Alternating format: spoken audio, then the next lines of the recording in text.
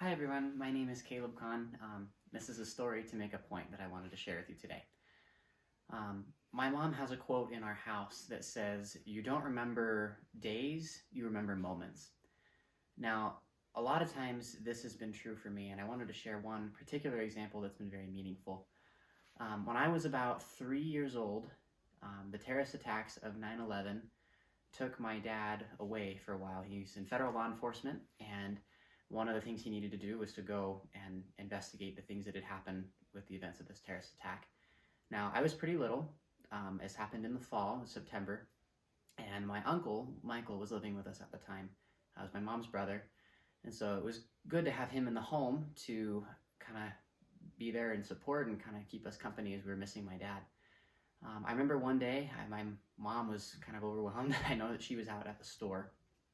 And remember, this is me as a 3-year-old, so I don't entirely remember all of the details surrounding this. But what I do remember is that my mom wasn't there, and my uncle decided to take me out for a walk. Now, I grew up in New England, so back east there are a lot of oak trees.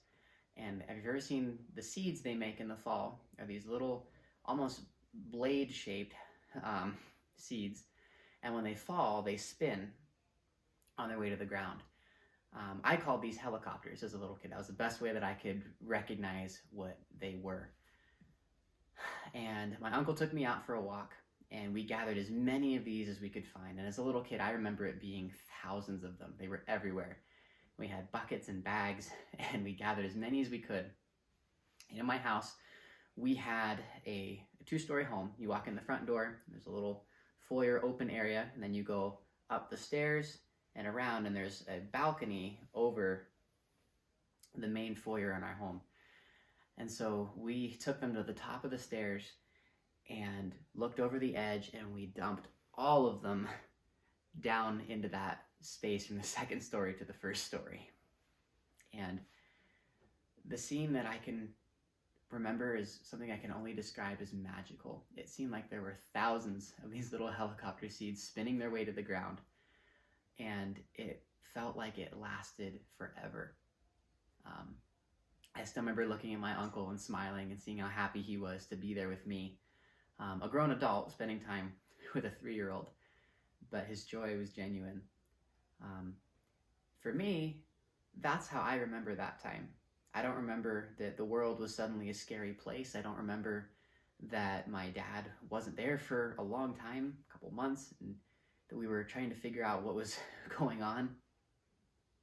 I do remember 9/11. I remember seeing it on TV, but I remember that time as something magical, that simple moment that I had with my uncle. That moment became all the more meaningful when about 7 years later, my uncle committed suicide and chose to leave this world. I don't have too many memories with him. I was pretty little, but that one stands out to me as a time where he took a lonely and somewhat frightened little boy and made something magical. Now, I believe it is true. We don't remember days. We remember moments. And when we take the time to recognize and appreciate the meaningful moments we have every day with the people that we love, it can give us an opportunity to feel more joy and to cherish the life that we've been given. We don't know how long those people are going to be there. We don't know how long that we're going to be here. But if we live our lives in the moment and we choose to find joy in even the smallest things, we'll be able to find greater happiness as we live our day-to-day lives and as we look back and remember the people and the moments that we have been able to enjoy. So my challenge to everybody would be to find something that you can do, even if it's something small, to do something special for somebody that you love.